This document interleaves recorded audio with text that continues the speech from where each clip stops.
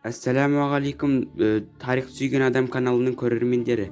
Біздің заманымыздан бұрынғы жылдарда 5 және 6 ғасырда біздің орта азиялық заңғар даламызда талай ғұн империялар өмір сүрген. Солардың бірі өзіміздің білетін ғұн империясы. Соның бөлігі ретінде саналған Пәкістанда өмір сүрген аққұмдар мемлекеті жайлы айтатын боламыз.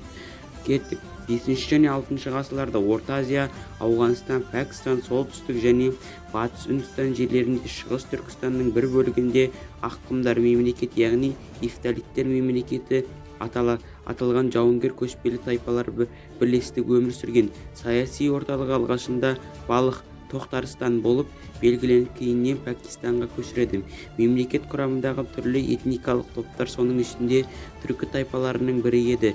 5 ғасырлардың басында Сасан әулетімен күресте олар жеңіске жетеді.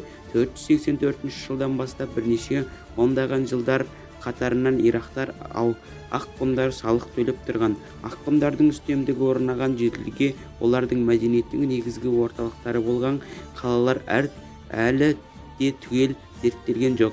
Археологтар Ташкент қаласы түбіндегі топырлаққа Баршадағы сарай орнын Бұқара қаласының 35 шақырым жерде қазған.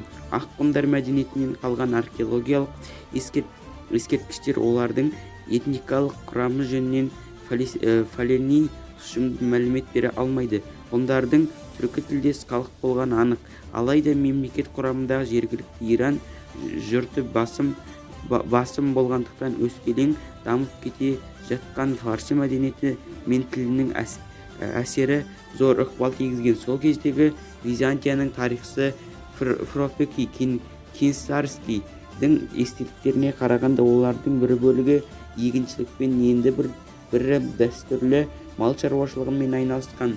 Гурхам, Балық, Самарқанд тағы басқа қалалар арқылы Византия мен шығыс елдерімен сауда қатынас жүргізген. Аққұмдар мемлекеті үнді, Сасан және де түрік билеушілерден қатал қысыммен 530 жылы Үндістанда, 560 жылы Орта Азия мен Ауғанстанға күш қуаты кеми түсіп біржолата ыдырап кеткен. 5 ғасырлардың екінші жартысында түрік қағанаты мен аққұмдар арасында қақтығыстар мейлінше жиілей түсті.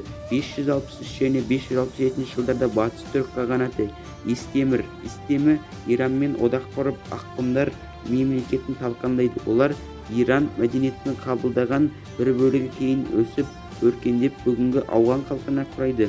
Ал түріктер мәдениетінің қалып қойғандары сыр бойындағы Оғыз мемлекетінің құрамына еніп, бір кезде айдарынан желескен ғұн империясының тағдыры осындай қорқынышты жолмен аяқталған екен. Достар, видеоны ұнап жатса әлеуметтік желіге таратып, ендігі келетін видеоларды күтсеңіздер. Біз сіздерге әрдайым қызықты видеоларды көрсететін боламыз. Сіздер біздің видеоларымызды әлеуметтік желіге таратсаңыздар. Бүгінгі ғұн мемлекеті жайлы білгендеріңізге қуаныштымын. Аман сау болыңдар.